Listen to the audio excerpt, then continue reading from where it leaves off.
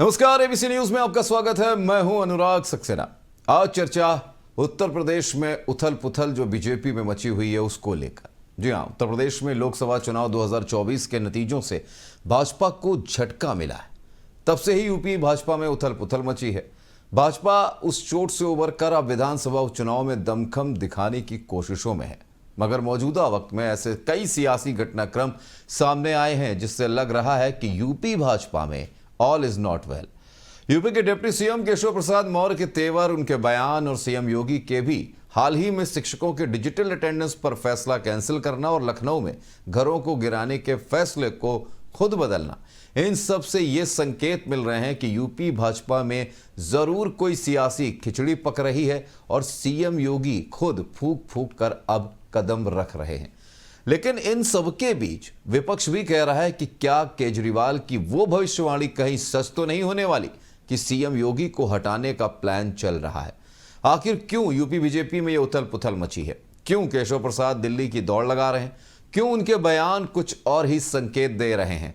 और आखिर क्यों बाबा बुलडोजर के नाम से फेमस सीएम योगी आदित्यनाथ, जो अपने फैसले पर अडिग रहने वाले थे, वो इस दौरान अपने कई फैसलों को खुद बदलते नजर आ रहे हैं? क्या कुछ समीकरण, इस पर चर्चा करेंगे। हमारे साथ खास मेहमान जुड़ रहे हैं चर्चा में, उनसे आपका परिचय करा देता हूं। मेरे साथ इस वक्त समाजवादी पार्टी के प्रवक्ता मयंक शुक्ला जी हमारे साथ जुड़ रहे हैं, बीजेपी नेता प्रदीप चौहान जी हमारे साथ जुड़ रहे हैं, और राजनीतिक विश्लेषक के रूप में हमारे साथ शिव कुमार द्विवेदी जी हमारे साथ जुड़े हुए हैं। आप तीनों का बहुत बहुत स्वागत है चर्चा में। मयंक शुक्ला जी, धन्यवाद जी। सीधा सवाल आज विपक्ष से ही शुरू करते हैं, क्योंकि बीजेपी से सवाल तो हम करेंगे लेकिन पहले विपक्ष का जो राय है वो जानना जरूरी है, क्योंकि खुद सपा प्रमुख अखिलेश यादव जो हैं, उन्होंने आज के मौजूदा जो हालात हैं उत्तर प्रदेश बीजेपी के अंदर के, उस पर उन्होंने तंज कसा है कि जिस समय इनको शासन प्रशासन की ओर ध्यान देना चाहिए, जिस समय जनता के बारे में ध्यान देना चाहिए, इस समय बीजेपी के अंदर इतनी उथल पुथल है कि शासन प्रशासन प्रशासनिक अधिकारी सब किनारे हैं, जनता सब किनारे हैं, ये खुद में उलझे हुए हैं। क्यों है ये? देखिए, जब स्वार्थ की राजनीति भारतीय जनता पार्टी में होगी तो जनता के हितों की बात कहां हो पाएगी। केशव मौर्य ये कह रहे हैं कि संगठन बड़ा होता है। मुझे लगता है ये बात बताने की जरूरत नहीं है। इसका मतलब उनके अंदर कहीं ना कहीं ये कॉम्प्लेक्स है कि वो अपने आप को छोटा मान रहे थे, क्योंकि वो प्रदेश अध्यक्ष थे। वहीं योगी आदित्यनाथ कह रहे हैं बैकफुट पे आने की जरूरत नहीं है, फ्रंट फुट पर आके राजनीति करेंगे। तो जो ये फुटवर्क कर रहे हैं, क्रिकेट में जो फुटवर्क होता है, जिसकी बात ये यहाँ पे कर रहे हैं राजनीतिक फुटवर्क की, तो मुझे लगता है कि कहीं ना कहीं इन लोगों में बहुत ज्यादा एक खिचड़ी बन रही है, जो खिचड़ी काली है, जो जनता के लिए हानिकारक है, जो आम लोगों के लिए हानिकारक है।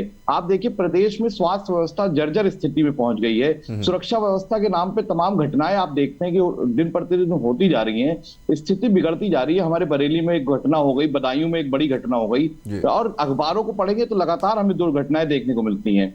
तो जो कमजोर होती हुई भाजपा है, जो अपनी हार का स्वाद अभी चखा है इन्होंने उत्तर प्रदेश में लोकसभा चुनाव में, उससे ये लोग उबर नहीं पा रहे हैं। और मैं आपको बता देना चाहता हूं कि ये जो खिचड़ी पकड़ी है, ये जली हुई खिचड़ी अगले 24 से 48 घंटे में आपको दिखाई देगी। शाम को योगी आदित्यनाथ मिलने भी जा रहे हैं राज्यपाल महोदया से।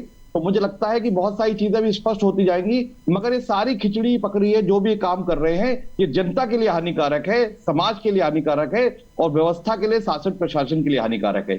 जनता के हितों को ध्यान रखते हुए भारतीय जनता पार्टी को अपनी निजी लड़ाई अलग रखनी चाहिए और जनहित के कामों को अलग रखना चाहिए। बिल्कुल सही बात आपने कही है। निजी लड़ाई अपनी तरफ, जनता के मुखिया आप हैं, जो सूबे के मुखिया हैं, तो उनको जनता का पहले ध्यान देना चाहिए। हमारे साथ बीजेपी नेता हमारे साथ मौजूद हैं, प्रदीप चौहान जी। प्रदीप जी, क्या हो रहा है बीजेपी के अंदर? क्यों ये असमंजस की स्थिति है? क्यों तू मैं है? क्यों ये सियासी खिचड़ी पक रही है, जिस समय आपका पूरा ध्यान जनता के ऊपर होना चाहिए? क्योंकि लोकसभा चुनाव अभी अभी थोड़े कुछ समय पहले ही गुजरे हैं और उसकी स्थिति जो है साफ बता रही है कि बीजेपी के लिए हालात सही नहीं है। तो 2027 हो या अभी 10 जो विधानसभा के उपचुनाव सीटें हैं, जो जहाँ पे उपचुनाव होने हैं, उन पर ध्यान देने की बजाय ये आपसी जो मतभेद चल रहे हैं, जिसका सियासी खिचड़ी की जो महक है वो बाहर जो आ रही है, उस पर क्या कहेंगे आप? आखिर चल क्या रहा है? अब राजनीतिक लोग, जो विशेषकर विपक्ष के मेरे साथी अभी कह रहे थे, अब इनका काम है आलोचना करना, और सत्ताधारी पार्टी के विरोध में अपनी बात करना, ये ठीक है, अपनी कह रहे हैं, मीडिया भी कुछ ना कुछ चर्चा करता रहेगा। भाई प्रदेश कार्य समिति हुई तो प्रदेश कार्य समिति में हर लीडर बात रखता है, कार्यकर्ताओं का वो विशुद्ध संगठन की बैठक है, तो संगठन की बैठक में संगठन की बात होगी ना। अगर माननीय केशव जी ने कह दिया कि संगठन बड़ा है, निश्चित संगठन ही बड़ा होता, संगठन से ही सरकार आती।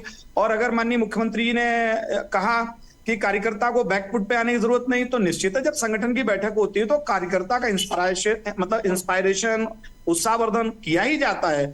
दूसरे दलों में भी ये होता है। हाँ, हम इतना जरूर है कि हम इस तरह से नहीं कहते 10 तारीख के बाद देखेंगे, 10 तारीख के बाद देखेंगे, हम लोग ऐसा कभी नहीं कहते। ना हम अधिकारियों को दबाते हैं, ना हम कार्यकर्ताओं को अराजकता फैलाने के लिए उकसाते हैं। हम अपने कार्यकर्ताओं की, हमारी बैठक थी, माननीय राष्ट्रीय अध्यक्ष जी आए, मुख्यमंत्री थे, पूरा प्रदेश की लीडरशिप थी, तो अपने अपने तरीके से कार्यकर्ताओं का उत्साहवर्धन। ठीक है, ये सच्चाई है कि हम थोड़ा इस 24 के चुनाव में उत्तर प्रदेश में थोड़ा पिछड़े हैं। पिछड़ने का मतलब हारे नहीं, जैसे समाजवादी पार्टी 14 का लोकसभा हारी, 17 का विधानसभा हारी, 19 का लोकसभा हारी, 22 का विधानसभा हारी। जरा समाजवादी पार्टी, जरा उनको एक संजीवनी का मिल गई और बिलबिलाने लगे, ऐसे उछल कूद मचाने लगे। अरे भाई, आपको अगर जनता ने लोकसभा में कुछ सीटें ज्यादा दे दी हैं तो केंद्र से जनता के लिए ज्यादा से ज्यादा विकास योजनाएं, अपनी बात रखिए, जनता हित की बात रखिए।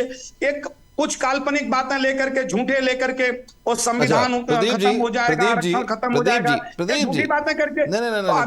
अभी क्या है ना, समाजवादी पार्टी और अभी उस चुनावी उससे निकली नहीं है। हमारी पार्टी ने, हम लोगों ने बैठक में, हमारे नेताओं ने कहा कि हम जो बीत गई सो बात गई, उससे हम लोगों ने सीखा, क्या कमी रह गई उसको सुधारेंगे, आगे बढ़ेंगे।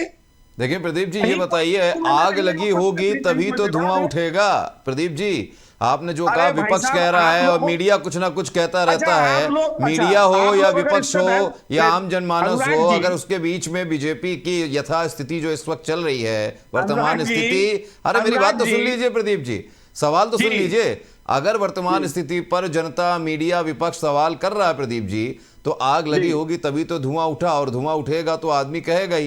तो सीधी सी बात है, आपके केशव प्रसाद मौर्य जो हैं, 3 लोगों के अलग अलग बयान जाते हैं। सीएम योगी कुछ कह रहे हैं, कार्यकर्ताओं को लेकर कह रहे हैं, वो कह रहे हैं कि संगठन सरकार से बड़ा होता है। उन्होंने फिर से क्या गलत कहा? अरे तो सुन तो लीजिए, अरे प्रदीप जी सुन तो लीजिए पूरी बात। उसके बाद ट्वीट करते हैं इसी बात को, उसके बाद डिलीट कर देते हैं।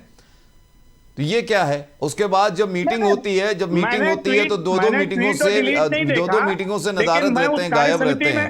अनुराग जी, मैं उस कार्य समिति में था, उन्होंने कहा, अच्छा कहा, महाराज जी ने भी कहा कार्यकर्ता को बैकफुट पे आने की जरूरत नहीं है, तो बिल्कुल नहीं है। हम जनता की बातें, जनहित की बातें, हम सत्ता में हैं, सरकार में हैं और जनता की सेवा करने के लिए हमारी पार्टी सरकार है, तो हम क्यों बैकफुट पर आएंगे? जनता के मुद्दों को उठाते रहेंगे, सरकार के पास ले जाते रहेंगे। पे तो 2 बार आप आ चुके हैं ना। अभी हाल ही में शिक्षकों का जो डिजिटलाइजेशन करने के चक्कर में आप थे, अटेंडेंस को लेके, पहले आपने सुना नहीं शिक्षकों की रणनीति क्या थी, उनकी मांगे क्या थी, उसके बारे में आपने सुना नहीं, फैसला एक तरफा ले लिया, बाद में आपको बैकफुट पे आना पड़ा। उसके बाद, अरे पूरी बात तो सुन लीजिए प्रभु, लखनऊ की बात कर ले तो कुकरेल नदी के किनारे जो 35 मीटर चौड़ाई का मामला था, उसके बारे में भी यही बात थी। पहले आपने कह दिया, लाल निशान लगा दिया, 2000 घरों को आपने चिन्हित कर दिया, उसके बाद जब हो हल्ला मचा तब उसके बाद फिर बैकफुट पे आ पाए। तो सर बैकफुट पे तो आ ही रहे ना आप। नहीं, बैकफुट क्या होता भाई? अगर कोई समस्या आई और मुख्यमंत्री तक पहुंचेगी तो मुख्यमंत्री उस पर संज्ञान नहीं लेंगे क्या? नहीं तो क्या पहले मुख्यमंत्री तक नहीं पहुंची थी क्या? फाइल क्या मुख्यमंत्री जी तक, मुख्यमंत्री जी के टेबल तक नहीं पहुंचती है क्या?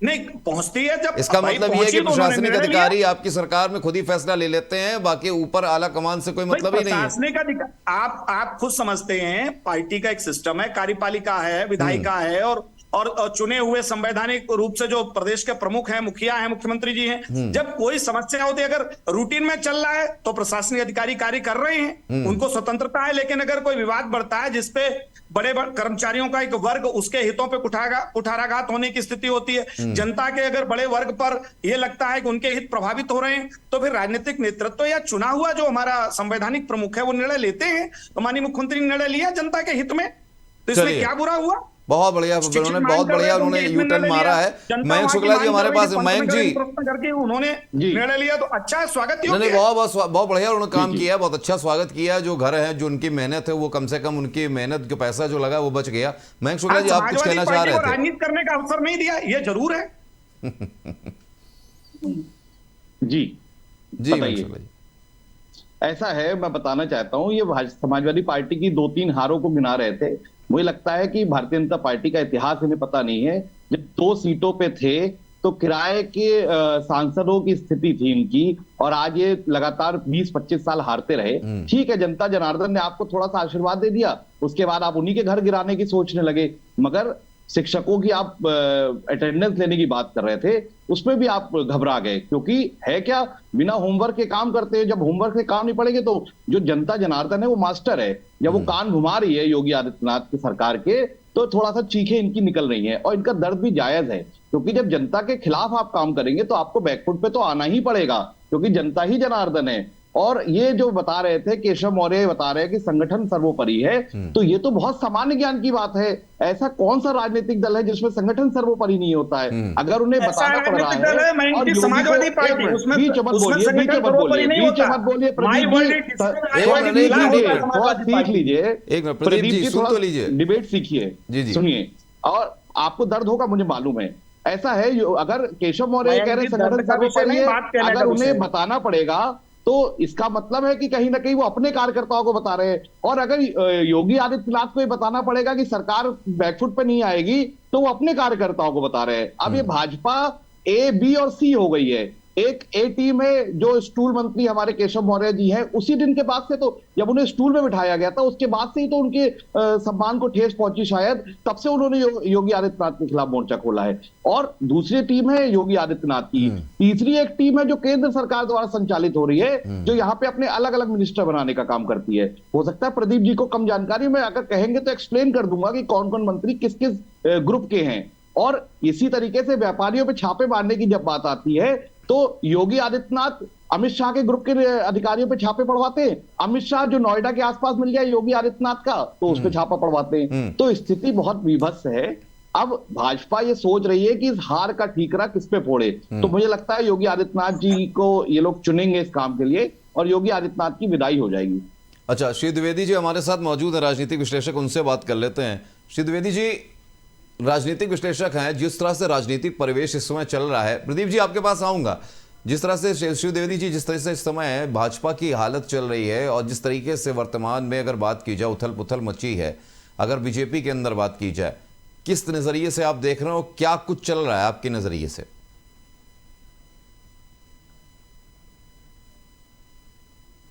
अनम्यूट कर लीजिए श्री द्विवेदी जी, अनम्यूट कर लीजिए, आपकी आवाज नहीं आ रही।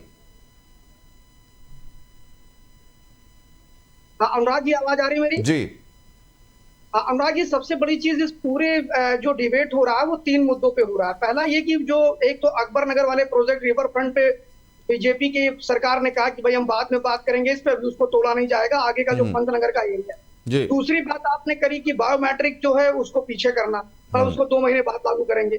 तीसरा विषय जो केशव मौर्य जी का बयान आया, उसको लेकर के ज्यादा चर्चा यहाँ पर हुई, जिसमें मयंक जी ने भी अपना विषय रखा और भाजपा प्रवक्ता ने भी रखा। मेरा सिर्फ सीधा ये कहना है कि केशव मौर्य ने जो ये संगठन और सरकार की जो बात करी है, ये लगभग भारतीय जनता पार्टी के शीर्ष नेतृत्व बोलते रहते हैं, और अपनी सामान्य कार्यकर्ताओं की सभाओं में भी बोलते हैं, छोटी छोटी बैठकों में भी बोलते हैं। और ये कोई पहली बात नहीं है। 2022 का जब निर्णय आया था, तब आपको ध्यान होगा, तब भी केशव मौर्य ने यही ट्वीट किया था, और मीडिया से लेकर के विपक्षियों ने कहना शुरू किया था कि अब केशव मौर्य प्रदेश अध्यक्ष बनेंगे। तो फिलहाल खिचड़ी पकाने के लिए कुछ भी पका सकते हैं, कोई बड़ी बात नहीं है। हांडी चढ़ाइए, जो मन हो वो पकाइए, चाहे मटन, चाहे चिकन, चाहे उसमें खिचड़ी, कुछ भी पका लीजिए। दूसरी बात अभी रही, एक इन्होंने मयंक जी ने एक बात कही है कि साहब वो तो 2 दलों की पार्टी थी, भारतीय जनता पार्टी, और अलग अलग खेमों के लोग हैं। मेरे ख्याल से मयंक जी, भारतीय राजनीति के इतिहास में जितनी दुर्दशा समाजवादी पार्टी की 2012 से 17 के बीच में रही, जहां एमएलसी दौड़ा दौड़ा के मंच पे मारे गए, अखिलेश यादव के चाचा, यानी उनको रोना पड़ा, रोने के बाद नई पार्टी बनानी पड़ी, उस प्रकार की स्थिति भाजपा में नहीं होने वाली, क्योंकि वो परिवार की पार्टी नहीं है, पहली चीज। दूसरी चीज नहीं, जो ये झूठ है। बायोमेट्रिक का मामला है अनुराग जी, अगर ये वीडियो उसको दिखा दे तो मैं अभी बताना डिबेट पे मान लूंगा चाहूंगा। ये मैं- रोने की अरे बात आपके और MLC एमएलसी को थे, दौड़ाने की वो बात दौड़ा गलत के बात मारे गए है। मयंक जी, नहीं, और झूठ नहीं आज भी बोलना मारे जा रहे हैं। जो चाहिए। अखिलेश डिबेट यादव का में विरोध करता है, वो नेशनल कमरे में चैनल पे बंद बैठ करके के मारा शिव जाता कुमार है। जी, बोलिए शिव मैं तो कुमार- लखनऊ श्रीद्विवेदी रहता जी, हूं, मैं आप तो वीडियो लखनऊ दिखाइए रहता ना। हूं। नहीं अरे श्रीद्विवेदी मेरी जी, बात हो जाए, श्रीद्विवेदी क्या जी, लखनऊ में श्रीद्विवेदी रहने जी, से कोई काबिल नहीं हो जाता है।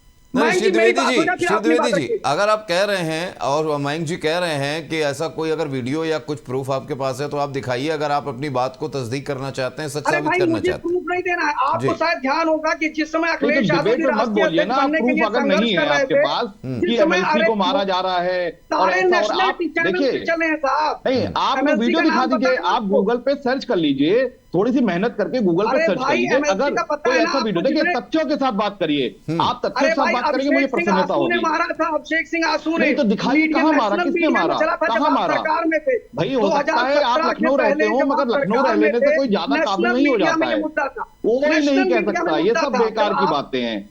मैं आप नेशनल चैनल पे बैठे हुए हैं, आप इस बात को स्पष्ट करिए कि कहां मारा, किसको मारा। झूठ बोलने से काम नहीं चले। देखिए आप लखनऊ में, इसका मतलब ये नहीं कि आप काबिल हो गए। आप वीडियो दिखाइए, आप साक्ष्य दिखाइए। मैं अरे कह रहा हूं कि जब एमएलसी दौड़ा के मारा जा रहा आपने है वीडियो और भाजपा दिखाना के भाई, नेताओं ने एक कन्या के ऊपर बलात्कार करने वाले ऐसे लोगों को टिकट दिया, किसानों के ऊपर जीप चढ़ाने वालों को टिकट दिया, उस पर अच्छा, भी आप गायत्री अपनी- प्रसाद प्रजापति क्या थे? गायत्री प्रसाद आप प्रजापति भाजपा क्या के थे? प्रवक्ता थोड़ी ना है, गायत्री आप तो प्रसाद राजनीतिक प्रजापति विश्लेषक हैं। तो तो आप ये भी बताइए कि किसान के ऊपर गाड़ी चलाने वाले को टिकट क्यों दिया गया, टेनी मिश्रा को टिकट क्यों दिया गया? आप भाजपा के विश्लेषक हैं, आप भाजपा के विश्लेषक थोड़ी ना है, आप तो राजनीतिक विश्लेषक हैं। देखिए थोड़ा सा मयंक शुक्ला जी, बात की गरिमा मयंक शुक्ला रखिए। जी, श्रीद्विवेदी जी, श्रीद्विवेदी जी, मयंक शुक्ला जी। जी, आप लोगों को यही टोकना चाहेंगे। देखिए ये जो चर्चा है वो बीजेपी के अंदर क्या चल रहा उस पर है, न कि ये नहीं, है कि मेरा इतिहास सीधा में क्या अनुराग जी, हुआ, मेरा सीधा- और अगर मेरी इतिहास में बात क्या पूरी हुआ हो उस पर जाए, डिबेट बात करेंगे काउंटर तो करें चर्चा का विषय बदल जाएगा। तभी तो मैं मेरी कह रहा हूं, बात पूरी साक्ष्यों हो के जाए, साथ फिर बात मुझे करें, काउंटर करने भाजपा पे दीजिए। करें विचार। हाँ, मैं अपनी बातें पूरी कर लूं कि जी। पूरी बात ये है कि भारतीय जनता पार्टी की जो स्थिति आप दिखा रहे हैं, ये घर अभी आपने देखा होगा कि लोकसभा चुनाव के बाद कई राज्यों के अध्यक्ष, कई राज्यों के प्रमुख नेताओं के साथ लगातार संगठन बैठकें कर रहा है। ठीक है, कहां से हारे, क्यों हारे, बिहार क्यों हारे, पश्चिम बंगाल क्यों हारे, हरियाणा क्यों हारे, उत्तर प्रदेश क्यों हारे, इस पे वो चर्चाएं कर रहे हैं, उस पर लगातार बैठकें कर रहे हैं। और उसका मतलब ये नहीं है कि बहुत बड़ी रिसफलिंग होगी। और भारतीय जनता पार्टी की एक प्रक्रिया है। अभी भारतीय जनता पार्टी ने एक प्रक्रिया के अंतर्गत बोल दिया कि वो नवंबर में अपने यहाँ जुलाई के बाद अगस्त में सदस्यता अभियान चलाएंगे, सितंबर से वो बूथ अध्यक्ष बनाएंगे, फिर उसके बाद मंडल अध्यक्ष बनाएंगे। अच्छा, फिर सात नवंबर राज्यों में जिला सात अध्यक्ष राज्यों में बनाएंगे। जो उपचुनाव कहने का हुए, मतलब सात ये है- राज्यों में जो उपचुनाव हुए द्विवेदी जी, वहां पर क्या जी। हालात रहे जरा उस पर बता दीजिए। अरे तो हाँ, 7 राज्यों की बता देता हूं आपको। 7 राज्यों में पश्चिम बंगाल, भारतीय जनता पार्टी की वहां सरकार नहीं, वहां उनको जाना ही जाना है। ठीक है, उसके बाद में अगर आप बात करते हैं 7 राज्यों में, कई हिमाचल की बात करेंगे, वहां पर कांग्रेस की सरकार है, वहां पर भी बहुत कुछ नहीं कर पाए। वहां पर डीएमके की बात करेंगे तो वहां पर तमिलनाडु में उनका कुछ है ही नहीं, जिसकी वजह से उनको आप कटघरे में खड़ा करें। ज्यादा से ज्यादा अगर बात करेंगे तो महाराष्ट्र की करेंगे, और अगर आप जाएंगे तो बिहार की बात करेंगे, वहां भी उनका बहुत कुछ उस सीटों पे नहीं था। जैसे करहल की सीट पे अगर भारतीय जनता पार्टी 10 में 1 हारती है तो आप कहते हो कि नहीं करहल बता क्यों पा नहीं रहे। जीत पाए, तो करहल तो नहीं जीत पाएंगे ना। सबसे बड़ी चीज ये, चाहे मैनपुरी हो, करहल हो, ये सब तो डोमिनेटिंग एरिया है समाजवादी पार्टी का। जैसे 5 सीटों 13 में पे 2 सीटें अभी आई जो हैं उपचुनाव एनडीए होने की। जा रहे हैं, जो 10 सीटों पे उपचुनाव होंगे उसमें 5 सीटों पर समाजवादी पार्टी का कब्जा है, 5 पे राजगा का कब्जा है। मानी बात है कि 5 पे जो समाजवादी पार्टी है उसमें अगर खुंदरी सीट की बात करेंगे, वहां जियाउल रहमान बर्ग का जो पोता लड़ा था, वो सीट ऑलरेडी उनकी है। अगर वहां से भाजपा कितना जोर लगा ले, करहल से नहीं जीत सकती है।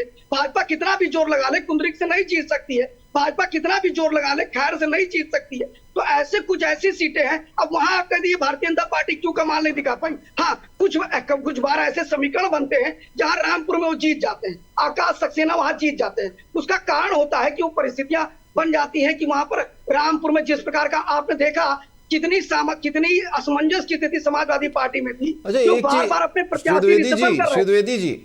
श्रीद्विवेदी जी, लोकसभा चुनाव तो बीत चुका है, उपचुनाव की तैयारियां हो रही हैं, उपचुनावों को लेके आज बहुत बड़ी मीटिंग करी गई है, उसमें बिल्कुल। एक एक सीट पे 3-3 मंत्री लगा दिए गए हैं, और दूसरी ये कोई तरफ नई बात है क्या? नहीं, मैं ये कह रहा हूं अनुराग जी, समझिए, ये कोई नई बात नहीं है। आपको ध्यान होगा कि जिसकी भी सरकार होती है वो सीट हारना नहीं चाहते, चाहे वो समाजवादी पार्टी की हो, चाहे बहुजन समाज पार्टी की हो, चाहे वो भारतीय ये तो हर जनता चुनाव में पार्टी होता है, हर पार्टी दावा करती है कि हम जीतने पार्टी- वाले और हम तो ये बड़े अंतर मंत्री- से जीत रहे हैं, फिर ये बता बंसी दीजिए कि लगाने का- एक चीज बता दीजिए, लोकसभा चुनावों में जो सूत्र बता रहे हैं, सीएम योगी आदित्यनाथ ने जो सजेशन दिया था उसको क्यों नकारा गया संगठन की तरफ से, और वही मंत्री जो पुराने रिपीट किए गए, पुराने लोगों को रिपीट किया गया चुनावों में, वही लोग क्यों अपनी सीटें हारे, और जहां से जो सीएम योगी आदित्यनाथ ने जो राय दी थी वहां से लोग क्यों जीते? ये भी तो एक सबसे बड़ी बात है कि सीएम नहीं, योगी आदित्यनाथ ये- अगर दे कह रहे हैं तो उनकी बात को नकारा क्यों गया?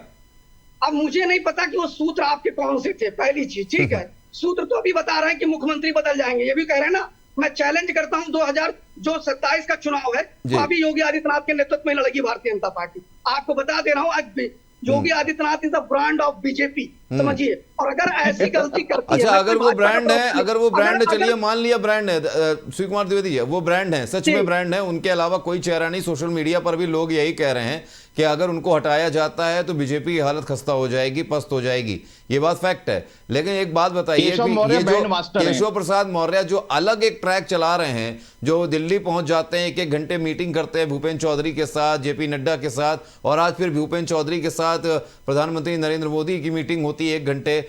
इससे क्या निकाला जाए निष्कर्ष कि ये अलग एक तरीका क्यों चल रहा है? क्योंकि 2-2 मीटिंगों में ना जाना, सीएम योगी आदित्यनाथ के साथ मीटिंग होती है, वहां 2-2 मीटिंगों में ना पहुंचना, उसके अलावा अलग से एक अपनी तैयारी करना, एक अलग से राग अलापना हर बार, क्या ये किसी और नेता का या ऊपर से जो आला कमान है वहां के किसी बड़े नेता का क्या ये मोहरा बन रहे हैं क्या केशव प्रसाद मौर्य? देखिए, मैं आपको बताऊं, भारतीय 2-3 इंसिडेंट्स पे आपकी तरफ इशारा करूंगा। पहला इंसिडेंट सर्वदानंद सोनोवाल का नाम सुना होगा आपने, जी। जो पूर्व में सीएम रहे हैं असम के। उन्होंने बड़े प्यार से अपनी सीट छोड़ करके हेमंता बिस्वा शर्मा को दे दी थी या नहीं दी थी, ठीक है। वहां कुछ हो हल्ला मचा नहीं मचा। उसके बाद आप आ जाइए विप्लव देव जिसका त्रिपुरा में थे, उनको हटाया गया। उसके बाद मानिक शाह को बनाया गया। कोई हल्ला मचा क्या? नहीं मचा। वहां कुछ ऐसा नहीं था। उत्तर प्रदेश के संदर्भ में चूंकि देखिए, सत्ता में अगर ये बातें ना हो, चटखारे ना हो, तो ना मेरा काम चलेगा ना आपका चलेगा। होना भी चाहिए ऐसा। कोई दूसरी बात, जहां तक बात केशव मौर्य की रही, केशव मौर्य संगठन के प्रदेश अध्यक्ष है। विश्व हिंदू परिषद की राजनीति से कोई चमकता चेहरा विनय कटियार के बाद दोबारा आया, जो भारतीय उत्तर प्रदेश की राजनीति पे चमका। और रही बात योगी आदित्यनाथ को अगर भाजपा हटाती है, ये मेरा विश्लेषण, अगर योगी आदित्यनाथ को भाजपा हटाती है तो 2027 नहीं जीत पाएगी। लेकिन कार्यकर्ताओं से जब बात करिए तो उनका एक अंदर से आक्रोश है। आक्रोश किस मायने में है, क्योंकि मैं यहाँ वही बताना चाहूंगा, क्योंकि एक निष्पक्ष विश्लेषण होना चाहिए। कार्यकर्ताओं के मन में आक्रोश ये है कि भाई पूरी फील्डिंग तो हम करेंगे, जब पूरा सब कुछ हम करेंगे, बूथ में हम जाएंगे, बूथ प्रमुख हम बनाएंगे, त्रिदेव हम बनाएंगे, शक्ति केंद्र संयोजक हम बनाएंगे, सारा काम हम करेंगे। ठेका कौन लेगा? पुराना सफाई कौन? खालिक अहमद, अतीक अहमद, सलमान भाई, फलाने भाई। तो आज भी पूरी तरह से, चाहे वो खनन का काम हो, चाहे ठेकेदारी का काम हो, चाहे जो भी काम हो, उसमें समाजवादी पार्टी के लोग पूरी तरह से हावी है, समझिए आप। और इसी कारण अब भाजपा कार्यकर्ता ये कह रहा है कि हम सिर्फ ताली बजाएंगे, भारत माता की जय, जय श्री राम, वंदे मातरम, इसके अलावा हमें कुछ नहीं मिलेगा। तो ये एक आक्रोश कार्यकर्ताओं में है। और इसका परिणाम अगर योगी आदित्यनाथ को हटाया गया तो शायद ज्यादा जबरदस्त परिणाम आएगा। लेकिन बात यह आती है कि कार्यकर्ता ही तो वोट देता नहीं है, वोट देने का काम तो जनता करती है। और ऐसी स्थिति में जनता के लिए लोकप्रिय योगी है और उसका परिणाम इन्हें झेलना पड़ेगा। और योगी हटने वाले नहीं। आपको फिर बता दें, रही बात राज्यपाल से मिलने, तो वहां पर रिसेफलिंग कर रहे हैं ये अपनी कैबिनेट की। उसमें आपको बता दें 2-3 नए नाम आने वाले हैं, जिनका नाम मैं यहाँ पर उजागर नहीं कर रहा हूं। उपचुनाव के बाद मंत्रिमंडल का विस्तार फेरबदल होना है। मनोज पांडे का भी नाम आ रहा है, जो कि रायबरेली से ज्वाइन कराए गए थे ऊंचाहार से। हो सकता है उनको भी जगह दी जाए, ये भी एक चर्चा चल रही। ठीक, कुछ कहना चाह रहे थे मयंक शुक्ला जी काफी देर से? मैं कहना चाह रहा था कि हमारे शिव द्विवेदी जी बहुत अच्छे व्यक्ति है, बड़ा अच्छा लगा इनकी बात सुन के। मगर ये थोड़ा सा मुझे लगता है बोलते बोलते भावुक हो गए। शुरुआत में भूल गए कि ये राजनीतिक विश्लेषक है और भाजपा प्रवक्ता की तरह बोलने लगे। खैर कोई बात नहीं, बाद में इन्होंने उस बात को संभाल लिया काफी हद तक। और इनकी एक बात मुझे बहुत अच्छी लगी कि ठेकेदारी कौन करेगा। इसका मतलब भारतीय जनता पार्टी के कार्यकर्ता इसी लालच में कि उन्हें खनन का काम मिले, उन्हें ठेकेदारी का काम मिले। एक बात ये भी इससे स्पष्ट होती है। और रही बात योगी आदित्यनाथ के ब्रांड की, तो योगी आदित्यनाथ ने क्या किया कि उन्हें केशव मौर्य को स्टूल पे बिठा दिया। तो जब स्टूल पे बिठाया तो उनके आत्मसम्मान को ठेस लगी, तो उन्होंने मोर्चा खोल दिया। तो क्या बुराई कर दी उन्होंने? अगर योगी आदित्यनाथ ब्रांड है तो मुझे लगता है कि केशव मौर्य जी उस ब्रांड के बैंड मास्टर हो गए। तो इसमें कोई दिक्कत नहीं है, भारतीय जनता पार्टी अपनी लड़ाई लड़े, मगर मेरा कहना है कि जनता के हितों का भी तो ध्यान रखे। वो ये भी तो ध्यान रखे कि शिक्षा व्यवस्था कैसे अच्छी चलेगी, चिकित्सा व्यवस्था कैसे अच्छी चलेगी, हॉस्पिटलों में ऑक्सीजन नहीं है अभी वहां नहीं पे तो इतनी मयंक बड़ी जी, क्या आप ये बात हॉस्पिटल बिल्कुल में मान रहे हैं कि ऑक्सीजन जो नहीं मयंक जी, आप इस पे ये तस्दीक कर रहे हैं कि श्री द्विवेदी जी जो कह रहे थे कि जो ठेकेदारी वाली बात उन्होंने करी, तो उसमें कहीं ना कहीं सपा के जो लोग हैं, जो दबंग टाइप के लोग हैं, उनका दखल होता है। ये इसको भी तो आप मान रहे हैं ना कहीं ना कहीं कि बीजेपी के जो कार्यकर्ता हैं वो इसलिए परेशान है कि समाजवादी के लोग वहां पे कब्जेदार हैं। मैं आपको एक बात बताऊं, आपको बिल्कुल बता दूं, इस डिबेट में बता दूं कि जो ठेकेदार होते हैं, जो खनन का काम करने वाले होते हैं, ये किसी दल के नहीं होते हैं। जब भाजपा की सरकार होगी तो भाजपा में लग जाएंगे, तो सपा का कोई नहीं है। ये सब वही लोग हैं जो, इसकी तो बात ही अलग है, ये राजनीतिक नहीं होते। जो ठेकेदारी करता है तो जो सरकार आती है उसमें ठेकेदारी करने लगता है। मगर शायद भाजपा के लोग कुछ लालच में होंगे कि उन्हें भी कुछ एक्स्ट्रा काम मिल जाए, एक्स्ट्रा कमीशन। अब कमीशन हो गया है 32-34%, तो भाजपा के लोग सोचे उसमें कुछ हिस्सेदारी हो जाए, और कोई बात नहीं है। तो शिव द्विवेदी जी की बात से मैं सहमत हूं कि भाजपा के लोग अब लालच में आ गए हैं। प्रदीप जी जवाब दीजिए। अनुराग जी मयंक जी से पूछ लो कि नहीं, आता हूं मयंक जी कह रहे हैं आशीष जी 32 हो गया, पहले कितना था सपा में 30 था क्या? अरे भाई, इस तरह की बातें अच्छी नहीं लगती हैं। और रही बात ठेकेदारी की, मयंक जी सुनिए, राजनाथ जी मुख्यमंत्री थे, शराब माफियाओं का नेक्सस होता था, उन्होंने शराब माफियाओं का नेक्सस तोड़ करके और लॉटरी सिस्टम से छोटे दुकानदारों को शराब की दुकानें दी, एक माफिया राज तोड़ा। अगर शिव द्विवेदी जी कह रहे हैं तो इनका इशारा, इनका आशय केवल इस बात से है कि बड़े बड़े जो माफिया ठेकेदारी करते हैं, जो पुल बना करके कब्जा कर लेते हैं, उनका आशय यह है कि छोटे लोगों को अवसर मिलना चाहिए, वो चाहे भाजपाई हो, चाहे सपाई हो, चाहे बसपाई हो, रोजगार करने का अवसर सबका है। अब समाजवादी पार्टी ने बड़े बड़े ठेकेदार पैदा कर दिए, वो ठेकेदारों के पास इतना इंफ्रास्ट्रक्चर है कि वो एड पार जाकर के काम डाल देते, किसी नए आदमी को अवसर ही नहीं मिलता। तो अगर इस तरह की कोई चर्चा तो सरकार सो रही है क्या? सरकार क्या कर रही है? पुल गिराने का काम कर रही है क्या? जी कह रहे हैं कि भाजपा का कार्यकर्ता ना कभी ठेकेदार था, और खनन कराने वाले आप, गायत्री प्रजापति, आपका पाला हुआ पोसा हुआ, आप सब जानते हैं, खनन आप कराते हैं, शराब के नंबर 2 के काम आपके यहाँ होते। मैं मैनपुरी में बैठा हूं, मैं जानता हूं समाजवादी पार्टी और उससे जुड़े हुए लोग राजनेता नंबर 2 की अवैध शराब बिकवाते थे। लेकिन यही प्रजापति परिवार तो शायद अमेठी में स्मृति ईरानी जी के साथ मंच में दिखाई पड़ा था। के लिए बार-बार स्कूल मंत्री यही कहने जा रहा था। क्यों प्रदीप जी? बोल सकता हूं प्रदीप जी, गायत्री प्रजापति की बात आप कर रहे हैं, ठीक है, अच्छी बात है, लेकिन अमेठी में चुनावों के टाइम पे तो आपकी जो पार्टी की जो अरे सुन तो लीजिए प्रदीप जी, संवैधानिक रूप से उप मुख्यमंत्री हैं, परेशान हो जाते हैं बहुत एकदम से प्रदीप जी, बात किया करिए।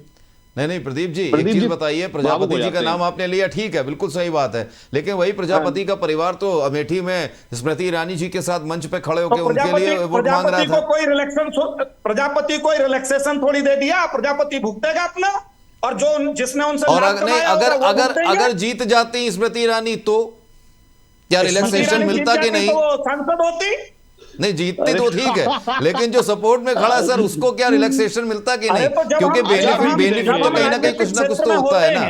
अच्छा, राजनीतिक क्षेत्र में होते हैं, हम गली में, मोहल्ले में, क्षेत्र में सबसे समर्थन मांगते हैं। अब घोषित अपराधी हैं अगर वो गायत्री प्रजापति, तो उनसे थोड़ी मांगने गए वो समर्थन। वाह, मतलब ये डबल स्टैंडर्ड बहुत सटीक मुझे लगा सुनने में। अच्छा, साफ कह दिया, अच्छा ये लगा मुझे। प्रदीप जी ने शर्माए नहीं, बिल्कुल कह दिया, हाँ क्या शर्माने के बाद गायत्री प्रजापति से कोई समर्थन मांगने गए? गायत्री प्रजापति आपका पाला हुआ नेताजी अब इस दुनिया में नहीं, मैं उनके बारे में क्या टिप्पणी करूं? समाजवादी पार्टी का पाला हुआ मुख्यमंत्री कार्यालय तक उसकी सीधी पहुंचती, बेरोक पहुंच जाता था बिना सुरक्षा के, तामझाम के, सीधा एकदम। अच्छा, धनंजय का नाम याद है ना आपको? धनंजय का नाम याद है जो जेल में थे? धनंजय का नाम याद होगा ना जो जेल में थे? धनंजय का नाम तो याद होगा, धनंजय सिंह का नाम तो याद होगा जो जेल में थे। उनकी पत्नी को बीएसपी ने टिकट दिया था, उसके बाद वो टिकट सुनिए तो बीएसपी ने टिकट दिया, टिकट चला गया, उसके बाद धनंजय सिंह ने किसके सपोर्ट में मोर्चा खोला? बीजेपी के सपोर्ट में। नहीं, बीजेपी के सपोर्ट में क्यों खोला हमने? योगी आदित्यनाथ के रिश्तेदार हैं वो असल में।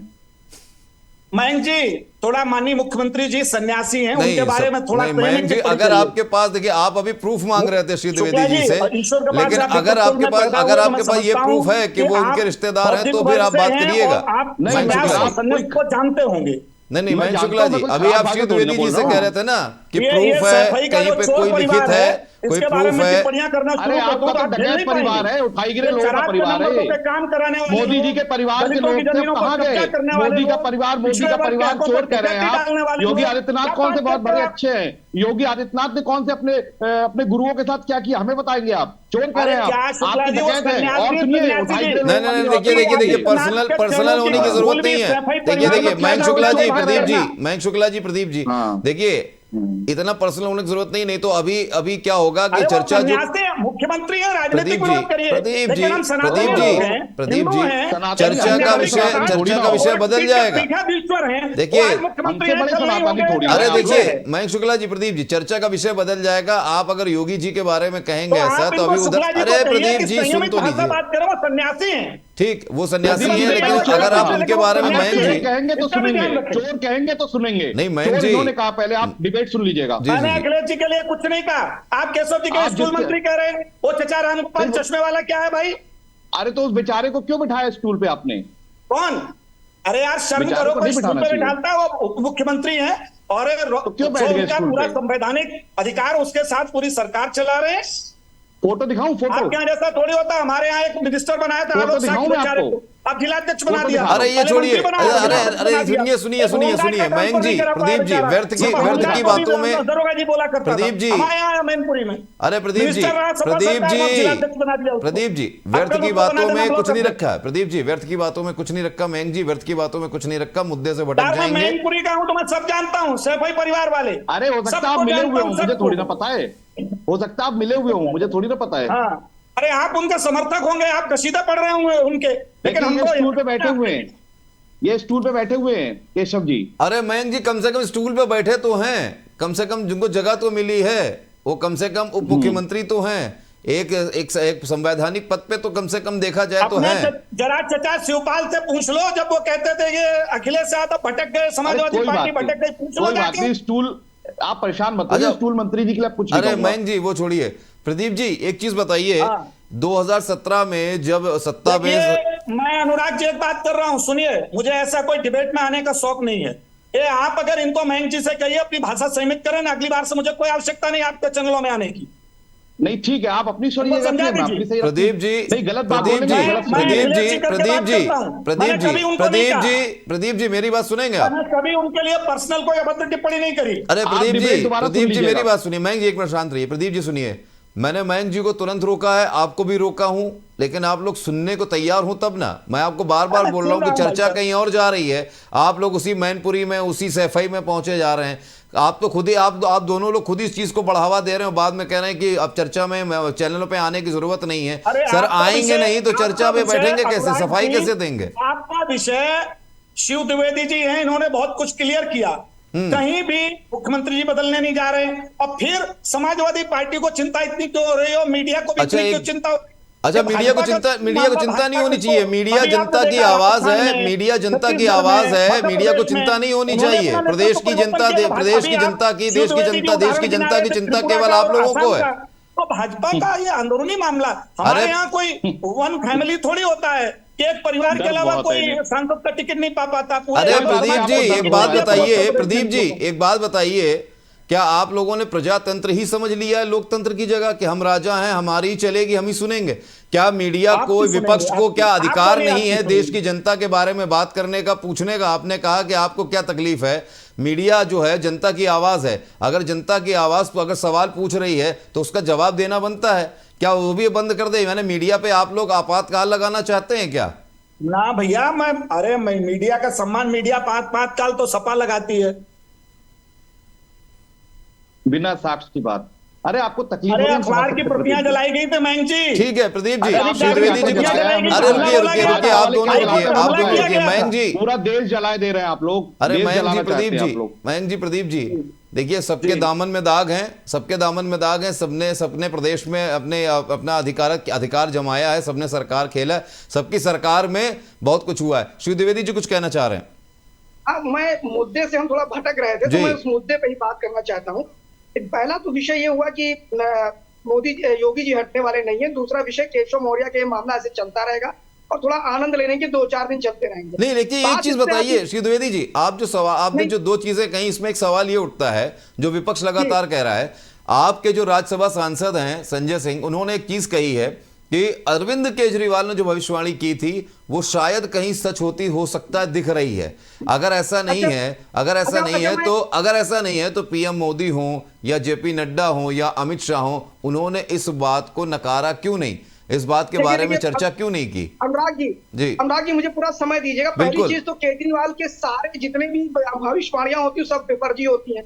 पहले उन्होंने एक मोटी मोटी फाइल दिखाई थी कि इसमें शीला दीक्षित की फाइल है, मैं इस पर कार्रवाई करूंगा। शीला दीक्षित की कार्रवाई हुई नहीं। फिर उसने कसम खाया कि मैं ना बीवी ना बच्चों सहित कसम खाता हूं कि ना मैं बंगला लूंगा ना गाड़ी लूंगा। तो दो राज्यों की पुलिस सिक्योरिटी उसको मिल गई, यानी यूपी भी देता था और दिल्ली भी देता था। फिर वो इतना बड़ा आदमी है कि जो शीश महल 40-50 मिनिस्टर के लिए किस भाषा का उपयोग कर रहे हैं ये भी देखिए आप। और सबसे बड़ी चीज समझिए, मैं बीच में नहीं बोला था मयंक जी, मेरी बात पूरी हो जाने दीजिए, ठीक है। और अब वही केजरीवाल थे जो कहते थे गुजरात में हम सुपड़ा साफ कर देंगे, हरियाणा में सुपड़ा साफ कर देंगे, यहाँ कर देंगे, कहीं कुछ नहीं हुआ उनका, ठीक है। सबसे बड़ी चीज तो ये उनकी केजरीवाल की भविष्यवाणी कोई अब गंभीरता से नहीं लेता, सिवाय फॉरेन मीडिया और खालिस्तानी आतंकियों के अलावा। क्योंकि गुरबंश सिंह पन्नू ने दिवाली के 2 दिन पहले एक वीडियो जारी करके साफ साफ कहा कि 131 करोड़ रुपए मैंने इसको दिए थे देवेंद्र सिंह ढुल्लर को छुड़ाने के लिए, जिसमें उसने उनकी फांसी की सजा को कम करा के आज भी नहीं छुड़ाया, ठीक नहीं। तो अब मैं मूल बात पे आता हूं जिसपे आज आपने उस पे अगर इतनी बड़ी बात किसी ने कही है, खालिस्तानी इतना बड़ा कुछ कह रहा है, तो उस पर एक्शन क्यों नहीं हुआ? सत्ता में तो बीजेपी थी। बड़ी बात है, इसमें बीजेपी को एक्शन लेना चाहिए। फिलहाल एनआईए इसकी जांच कर रही है और अजीत डोभाल ने भी इसके लिए बोल दिया है कि इस पे कार्रवाई होगी। मतलब ऐसा नहीं कार्रवाई छोड़ा जा रहा है। दूसरी चीज जो सबसे मूल बात है, जो बायोमेट्रिक वाला कि जो प्राथमिक विद्यालय उनकी दोनों तरफ से खूब वार हुए, चाहे वो सत्ता पक्ष हो या विपक्ष हो, यानी समाजवादी पार्टी और भारतीय जनता पार्टी दोनों के अपने अपने तर्क हैं बायोमेट्रिक यानी कि ऑनलाइन अटेंडेंस को लेकर के प्राथमिक विद्यालयों की। मैंने प्राथमिक विद्यालयों के नेताओं से बातचीत किया, लगभग एक मैंने वीडियो इस पे जारी किया था अपना। उस प्राथमिक विद्यालय में देखिए बात उनकी ये नहीं है कि हम बायोमेट्रिक नहीं लगाएंगे या हम फेस रिकॉग्निशन के थ्रू अटेंडेंस नहीं देंगे। उनका मूल मुद्दा ये है कि हमें भी, और जैसे कर्मचारी है ना, जैसे आप माध्यमिक में जाएंगे तो वहां पर जो चपरासी है उसको 44 दिन की छुट्टी है, 30 दिन की सीएल, 14 दिन की सीएल मिल रही है और 30 दिन की उसको ईएल मिल रही है। लेकिन वहीं पर प्रिंसिपल को मिल रहा है, बाबू को मिल रहा है, लेकिन टीचर को नहीं मिल रहा। उनका कहना है कि भाई वो कहती है तर्क सरकार का है। समझिए आप, सरकार ये तर्क देती है, किसी की भी सरकार रही हो, चाहे सपा की, बसपा की या भाजपा की, वो तर्क ये देते हैं कि 30 दिन तक आपको हम छुट्टी देते हैं जून में, तो आपको हम अलग से क्यों दें? समझिए आप। और तो वो कहता है कि 30 दिन में ही मेरी मां मरेगी या 30 दिन में ही मेरी बहन की शादी होगी या 30 दिन में मैं कहीं जाना है, तो कहता है उस 30 दिन में आप हमारा सारे काम ले लीजिए हमसे, आप सारे जनगणना करा लीजिए, आप क्या नाम है बच्चों के सारे काम करा लीजिए, पेपर वर्क करा लीजिए, लेकिन इसके अलावा हमें सीएल लीव को हमारे हाफ लीव भी दीजिए। जैसे अन्य विभागों में होता है कि 10 से 12 उन्होंने काम किया फिर ज्वाइन कर लिया। तो एक तो वो कह रहे हैं 30 हमें ईएल दीजिए, उनकी लड़ाई इस बात पर चल रही है। मैंने कई लोगों से बात किया। मजे की बात यह है अनुराग जी, आप भी समझिए, आप एक बड़े पत्रकार हैं, मजे की बात यह है कि समाजवादी पार्टी उनके साथ खड़ी हो गई। भारतीय जनता पार्टी 2 महीने के लिए उसको पोस्टपोन करती है। जब उसके राष्ट्रीय शैक्षिक महासंघ के नेता महेंद्र नाथ जाते हैं, मिलते हैं जब संदीप सिंह से जो बेसिक शिक्षा मंत्री है, तो कहते हैं 2 महीने के लिए हम इसको रोल कर रहे हैं। लेकिन कोई भी उनके दर्द की बात नहीं कर रहा कि साहब उनको ईएल दे दो ना 30 दिन की, वो बायोमेट्रिक भी लगाएंगे, फेस रिकॉग्निशन भी करेंगे। ये भाजपा को समझना होगा। कमाल की बात तो यही है, कमाल की बात तो यही है सर, कमाल की बात तो यही है कि वो जो अपनी सूत्रीय मांगे लेके बैठे हैं, उस मांगों पर कोई चर्चा नहीं हो रही। बस वो बड़ी बात है कि ना तो उस पर सपा चर्चा कर रही है और ना उस पर भाजपा कर रही है। मजे की बात यह है कि अगर वो भाजपा समाजवादी पार्टी मान लीजिए 27 में आ जाती है, जिन परिस्थितियों को लेकर उत्साहित है मयंक जी और अखिलेश जी रोज ट्वीट कर रहे हैं, अगर वो आती है तो क्या वो उनको वो सुविधा देंगे जिसकी बात वो बेसिक शिक्षा के देंगे कर रहे हैं? ये बड़ी बात है। और उसकी बात अखिलेश जी ने भी नहीं उठाई। अखिलेश जी ने भी वही रटी रटाई जो नेताओं वाली बातें हैं वही करी। समझिए आप जी। मैं बताता हूँ जी। 2022 के चुनाव में माननीय राष्ट्रीय अध्यक्ष जी ने इस पे स्पष्ट किया था कि जितनी भी मांगे हैं उनको जो भी जनहित में होंगी उन सबको माना जाएगा। और जो आप जो छुट्टियों की बात कर रहे हैं, इस पे तो उन्होंने भाषण में कहा था, मैं वहां मौजूद था लखनऊ में, ये लोग सारे लोग आके ज्ञापन दिए थे, तो उन्होंने कहा था कि हम इस पे सारी सुविधाएं देंगे। और मुझे लगता है सरकार को शिक्षकों पे ही सिकंजा। मैं तो कहता हूं कि जितने भी ऐसे बायोमेट्रिक है, जो भी ये सुविधाएं हैं, ये जिलाधिकारी के लिए भी होनी चाहिए, कप्तान के लिए भी होनी चाहिए, इंस्पेक्टर्स के लिए भी होनी चाहिए। मेरा मानना यह है कि सरकारी, हम शिक्षकों से बहुत काम लेते हैं, सिर्फ पढ़ाई का काम ले नहीं रहे हैं, उनसे बहुत काम लेते हैं, उन पे वैसे ही बहुत सारा लोड है, तो ये व्यवस्था उन पे लागू होनी चाहिए, मगर छुट्टियां मिलनी चाहिए। एक बात दूसरी बात, मैं कहता हूं कि हर विभाग के हर कर्मचारी को समय पे आने की जिम्मेदारी होनी चाहिए, सबका बायोमेट्रिक होना चाहिए। यहां तक कि मैं कहता हूं जो बड़े से बड़ा अधिकारी है उसको भी बायोमेट्रिक करना चाहिए। अच्छा, एक चीज बताइए मयंक जी, बार बार जो कर्मचारी हैं द्विवेदी जी, एक चीज आप भी मानेंगे, ये सारी बातें तो हो रही हैं, कई बार पुरानी पेंशन बहाली का मामला भी उठता है, क्या उसके विषय में बीजेपी सरकार तो चलिए कुछ सोच नहीं रही है, कर्मचारी तो परेशान है, उसको लेके विपक्ष अगर सत्ता में कभी आया तो क्या सोचता है या सोचेगा? मैं बिल्कुल, आपने बहुत अच्छी बात कही। हमारा जो घोषणा पत्र था, संकल्प पत्र था, उसमें पेंशन्स के लिए पूरा एक पैराग्राफ था, सभी पेंशनर्स की सारी जो पुरानी पेंशन लागू की जाएगी, स्पष्ट एक लाइन में ये बात थी। और इसके अलावा मैं आपको बता दूं, बहुत जल्दी अब सदन शुरू हो रहा है, आपको सदन में भी विपक्ष पुरानी पेंशन की आवाज उठाता हुआ दिखाई देगा, मैं आपको अभी से बता दे रहा हूं। चलिए, बढ़िया है। अनुराग जी एक बार अनुराग जी, मैं मुझे उत्तर दे देने दीजिए, मयंक भाई का उत्तर दे दूं। मैं आपको बता दूं, पूरा ओल्ड पेंशन स्कीम की जो आपने बात करी है, ओल्ड पेंशन स्कीम जब अटल बिहारी वाजपेयी ने 2002 में इसमें अमेंडमेंट किया था, तो उन्होंने नेशनल पेंशन फंड रिलीफ प्राधिकरण बनाया था, और उसमें ये चॉइस दिया था कि जो राज्य चाहे वो इसको लागू करे और जो राज्य चाहे वो लागू ना करे।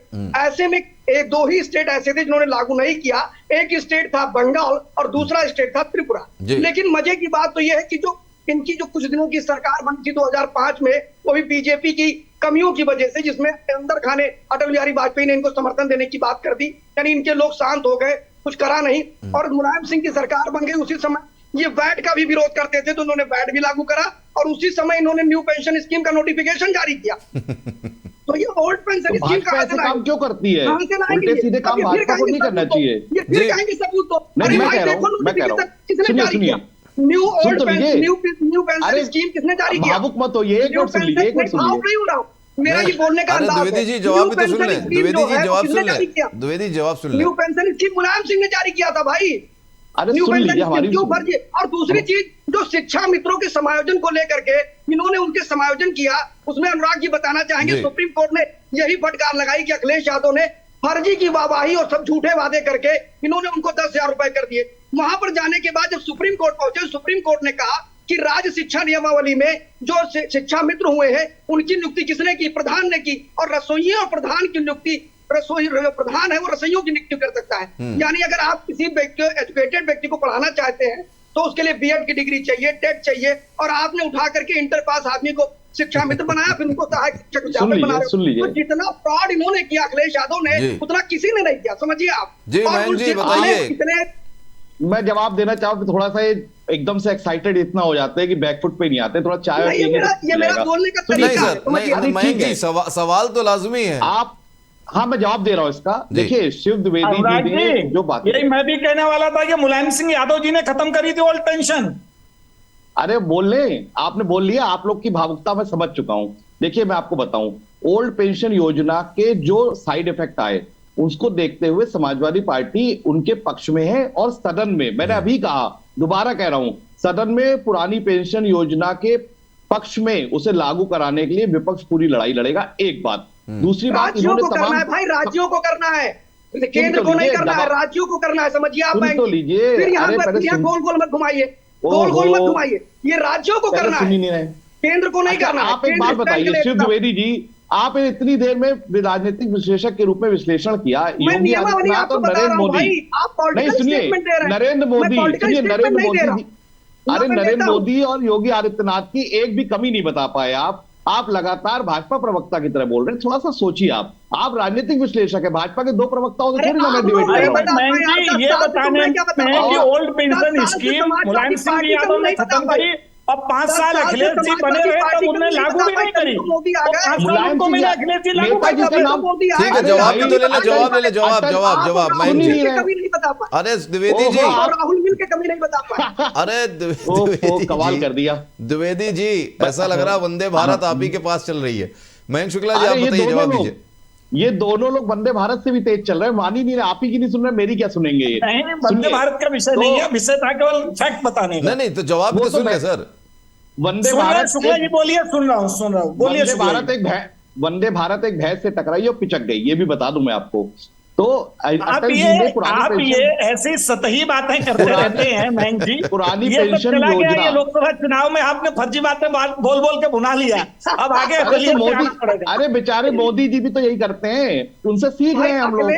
अखिलेश मोदी जी भी यादव इसी जी से से काम बच्चे चलाते हैं हैं, आप, उनसे अरे बातों से चलिए, काम चलाते हैं। अरे गनीमत है कम से कम बातों से प्रधानमंत्री काम मोदी जी चलाते से हैं। कुछ सीख तो रहे हैं विपक्षी दल, बिना वो तो कहते हैं कि हमें सीखने की जरूरत ही नहीं है। बातों से काम चलाने का काम मोदी जी बहुत करते हैं ना, इसलिए थोड़ा सा मुझे लगता है बातों से काम अरे चलाते सर, हैं। आधे तो इनके राजनेता, प्रवक्ता भी आधे बातों से ज्यादा हैं। राजनेता तो यही करते हैं। अखिलेश यादव की सरकार में नहीं। क्या बातों के बताशे नहीं फूले गए थे? नहीं, अखिलेश जी की सरकार में एक्सप्रेसवे बना बड़े लखनऊ में, जिसमें शिव द्विवेदी जी रहते हैं, इंटरनेशनल लेवल का कैंसर हॉस्पिटल खुला। आज तक वो योगी आदित्यनाथ उसका उद्घाटन नहीं कर पाए। आप सोचिए ना, आप जब विकास की बात करते हैं तो अखिलेश जी की सरकार से टक्कर नहीं ले पाएंगे। आप बातों से, द्वेष भावना से, नफरत की राजनीति करके हो सकता है आप बराबरी कर जाएं। बताइए कैंसर हॉस्पिटल क्यों नहीं खुल रहा है, जेपी टावर क्यों नहीं खुल रहा है, आप हमारे बरेली में 300 बेड का हॉस्पिटल क्यों नहीं खुल रहा है, क्यों नहीं जो अखिलेश जी के किए हुए काम है उनकी बनाई हुई मंडी क्यों नहीं खुल रही है, इनके मैनपुरी में मंडी बनाई क्यों नहीं खुल रही है? क्योंकि आपको पता है कि उनके बनाए हुए कार्यों का अगर आप उद्घाटन कर देंगे तो जनता में बात चली आएगी कि ये सारे काम अखिलेश जी की सरकार में हुए, जो आप कभी नहीं कर पाओगे। आपने पिछले भाजपा के दोनों प्रवक्ताओं से मैं कहता हूं कि पिछले 2017 से आज तक अगर एक नया बिजली पावर अच्छा, प्लांट कमाल की बात बनाया जी, कमाल की बात यह है कि अगर वर्तमान सरकार पिछली सरकार के अधूरे काम को पूरा करके आगे बढ़ती है तो फिर आप कहेंगे ये काम तो अखिलेश जी का था, और अगर सरकार वो काम छोड़ के कुछ और कामों पे ध्यान देती है, अरे तो सरकार विकास नहीं करना चाहती है, अखिलेश यादव जी का काम था तो उसको नुकसान पहुंचा रही है। अच्छी बात कही आपने, बहुत अच्छी बात कही। भाजपा के 17 में 22 में, और दोनों बार जनता ने नकार दिया है। आप ये भी तो देखिए, दोनों बार के विधानसभा चुनाव में जनता ने आपको नकार दिया है। ये बात क्यों नहीं स्वीकार करते हैं? अरे भाई आप हार गए, आप भी तो स्वीकार कर लीजिए। अभी 36 पे निपट गए। अच्छा सुनिए, मजे की बात देखिए, जिन लोगों को नरेंद्र मोदी जी ने कमजोर बता के टिकट काटने का काम किया और टिकट उनको मुख्यमंत्री पद से हटाने का काम किया, उनसे वो जीते 8 लाख वोट से, और मोदी जी जीते 1.5 लाख वोट से। अगर योगी जी को थोड़ा बहुत अंदाजा होता तो 1.5 लाख से जीत नहीं पाते नरेंद्र मोदी। अरे भाई, अखिलेश जी से सैफई परिवार से पूछिए कि क्या वो यादव बाहुल्य सीट के बिना किसी प्रदेश में जाके लड़ सकते हैं? मोदी जी बनारस आए लड़ने, गुजरात छोड़ करके कोई उनके जाति के वोट है? आप तीनों से गुजारिश है, लाखों वोट से जीते हैं। अरे सुनिए, आप तीनों से गुजारिश है, देखिए समाजवादी पार्टी का सैफई का कोई कुनबा का व्यक्ति यादव बाहुल्य सीट के अलावा कहीं लड़के दिखा दे, जीत के दिखा दे, मैं चुनौती देता हूं। अरे प्रदीप जी, मयंक जी, श्री द्विवेदी जी, हमारे बरेली अरे मयंक जी, अरे प्रदीप जी थोड़ा ब्रेक लगाइए, प्रदीप जी थोड़ा ब्रेक लगाइए, डिरेल ना हो जाए कहीं। बात सुनिए, देखिए मुद्दा जो, अरे प्रदीप जी बात तो सुन लीजिए। प्रदीप जी, आपकी बात बिल्कुल सही है, आपकी बात जायज है, मयंक शुक्ला जी की बात अपनी जगह है, श्री द्विवेदी जी की जगह है। समय का बहुत कहते हैं समय बहुत कम बचा है, तो मैं जल्दी से क्लोजिंग स्टेटमेंट आपसे चाहूंगा चर्चा में कि अगर आप प्रदीप जी आप ये मानते हैं कि देखा जाए बीजेपी के अंदर सब कुछ सही है, या फिर जो बताया जा रहा है, जो दिखाया जा रहा है, या जो जताने की कोशिश हो रही है कि केशव प्रसाद मौर्य और सीएम योगी आदित्यनाथ के बीच में तनातनी चल रही है, ये उसका कारण क्या आप मानते हैं? अगर सच है तो क्या आप मानते हैं कि जो चुनावों में हार जो हुई है, जो सीटें कम मिली हैं, एक तरह से सीटें कम, 60 सीटों से कम में आ जाना, 33 पे आ जाना, क्या ये वजह उसकी मानी जाए, या फिर सब कुछ सही है? अपनी चर्चा करने के लिए स्वतंत्र हैं, कयास लगाने के लिए स्वतंत्र हैं। उत्तर प्रदेश में योगी आदित्यनाथ जी हमारे माननीय मुख्यमंत्री हैं, ये सच्चाई है। देश के प्रधानमंत्री नरेंद्र मोदी जी, ये सच्चाई है। और तीसरी बार प्री पोल अलायंस करके वो स्पष्ट जनादेश लेकर के प्रधानमंत्री बने हैं। दोनों ही सरकारें हमारी जन कल्याण का काम कर रही हैं, जो हमारा अंत्योदय का मिशन है। मतलब आप ये मानते हैं, मतलब आप ये कहना चाह रहे हैं प्रदीप जी, आप केवल एक वन लाइनर में, प्रदीप जी वन लाइनर में आप, प्रदीप जी नई रचना सितंबर में, अगस्त में होने वाली है। प्रदीप जी वन लाइन में आप ये कहना चाह रहे हैं ना कि यूपी बीजेपी के अंदर ऑल इज वेल है, सब संगठित है, कोई दिक्कत नहीं है, सीएम योगी आदित्यनाथ ही सीएम। बिल्कुल बिल्कुल, आपके शब्द सच हैं। बिल्कुल ठीक। Shri Dwivedi ji, closing statement. देखिए, सबसे बड़ी चीज ये है कि वो चाहे जिसकी भी सरकार रही हो, अगर हम जहां तक बहुजन समाज पार्टी की बात करें तो बाबू सिंह कुशवाहा, सतीश चंद्र मिश्रा, नकुल दुबे जैसे कई सेंटर हुआ करते थे। जब भी सरकारें होती हैं तो उसके कई सेंटर डेवलप होते हैं। यहीं पे आपने सुना होगा जब मुख्यमंत्री अखिलेश यादव थे तो उस समय भी 5-5 मुख्यमंत्री की 4.5 मुख्यमंत्री की बात चलती थी, इसमें अखिलेश यादव, आजम खान, शिवपाल अरे वो यादव तो पता है सर, वो तो पता है सर, वो तो पता है। तो ऐसी चर्चाएं हर सरकार में वो होगी। कुर्सी के तो चार अगर योगी कुर्सी के आदित्यनाथ की चार सरकार टांगे में होती है भी- ना सर, कुर्सी की 4 टांगे थी तो 4 मुख्यमंत्री थे, वो ये तो सबको पता है उस समय हाँ, कि शिव जी, indirectly में। राजनीतिक विश्लेषक की तरह बता दीजिए। श्री द्विवेदी जी ये बताइए, श्री द्विवेदी जी मेरा क्लोजिंग जी। स्टेटमेंट में पूछने का रीजन ये था कि उत्तर प्रदेश में जब अब बदलाव होंगे संगठनात्मक रूप से और सरकार के अंदर, तो क्या इस बार पिछड़ों और जो अति पिछड़े दलित हैं, क्या उनको इस संगठन में कोई जिम्मेदारी दी जा सकती है बड़ी? जल्दी से बताइए। देखिए, अभी भी मैं आपको बता दूं कि भारतीय जनता पार्टी में पिछड़ों और अति पिछड़ों की बात जो है वो सबसे अधिक इन्होंने ही मंत्री बनाए हैं, सबसे अधिक इन्होंने विधायकों को ठीक। टिकट दिया। दूसरी बात, अगर इन्होंने जो 2027 है उससे पहले अगर इन्होंने रोहिणी आयोग को यहाँ लागू कर दिया, जो ऑलरेडी रिपोर्ट 2024 से पहले दिसंबर 2023 में सबमिट कर दी गई, जी। अगर वो रिपोर्ट लागू कर दी गई तो एक बड़ा संकट खड़ा होगा समाजवादी पार्टी के सामने, क्योंकि रोहिणी आयोग के आते ही यादव, कुर्मी, कुशवाहा, गड़रिया, तमोली, कुम्हार, पड़माड़ी ये सब आपस में खूब जम के लड़ेंगे। उसका कारण क्या होगा कि फिर उसका डिवीजन होगा और फिर वो कहेंगे भाई खाली यादव ही 100%, भाई 26 सीटें हैं, 100 सीटें हैं तो यादव कुर्मी ही क्यों 95% ठीक। रहता है, तो वो एक बड़ा संकट खड़ा होगा। और दूसरी चीज, एक चीज मैं बोल दूं, मैं मयंक जी का जवाब दे दूं। मयंक जी ने कहा था कि बायोमेट्रिक की अनंत फनन मिला है, तो मैं बता दूं दिसंबर 2023 में टैबलेट ऑलरेडी सारे बेसिक शिक्षा के टीचरों को दिया जा चुका था, मैंने नहीं कहा, दिया जा चुका था, उनसे बातचीत हो चुकी थी। उनकी बेसिक प्रॉब्लम जो वो समझिए, जिसको अखिलेश जी ने नहीं उठाया कि उनको सीएल चाहिए, उनको गर्मी की छुट्टी नहीं चाहिए। ठीक है श्री द्विवेदी जी, ठीक है, जल्दी से मयंक शुक्ला जी क्लोजिंग स्टेटमेंट जल्दी से सर, समय नहीं है। मैं सिर्फ आपसे इतना निवेदन करूंगा कि जो खिचड़ी पक रही है या सप्ताह भर या 10 दिन में जब ये पक जाएगी तो जो काली खिचड़ी निकल के आएगी भारतीय जनता पार्टी की, काली दाल की, तो उस वक्त जब डिबेट हो तो इन दोनों लोगों को बुला लीजिएगा ताकि मैं इन लोग को ठीक से अपनी बात दोबारा से बता पाऊं। और इनका जो एक्सप्रेस है, इनका जो क्योंकि भाजपा के पास तो एक्सप्रेस वे है नहीं, तो इनकी जो पैसेंजर ट्रेन है इसे एक्सप्रेस वे उसी दिन हम लोग मिलकर बनाएंगे। ठीक है सर, बिल्कुल हम चाहेंगे आप हमारे साथ जुड़े और सभी लोग जुड़े। बहुत बहुत स्वागत, बहुत बहुत धन्यवाद आपका चर्चा में हमसे जुड़ने के लिए और विचार करने के लिए, बात करने के लिए। आप तीनों का बहुत बहुत धन्यवाद। तो आज जानने की कोशिश करी कि आखिरकार उत्तर प्रदेश के अंदर क्या कुछ चल रहा है, यूपी बीजेपी के अंदर संगठनात्मक रूप से क्या बदलाव होंगे, और दूसरी बात जो इस समय उथल पुथल मची है, क्या सब कुछ सही है या फिर कोई और सियासी खिचड़ी पक रही है। सबके अपने अपने दावे हैं, विपक्ष के अपने दावे हैं, और बीजेपी की अगर बात की जाए तो लगातार यही दावा किया जा रहा नेताओं की वजह से, प्रवक्ता की तरफ से, कि सीएम योगी आदित्यनाथ ही उत्तर प्रदेश में बीजेपी का चेहरा थे, हैं और आगे भी रहेंगे। फिलहाल आज की चर्चा में इतना ही, अगले अंक में फिर होगी आपसे मुलाकात। तब तक के लिए मुझे दीजिए इजाजत और आप देखते रहिए एबीसी न्यूज़। नमस्कार।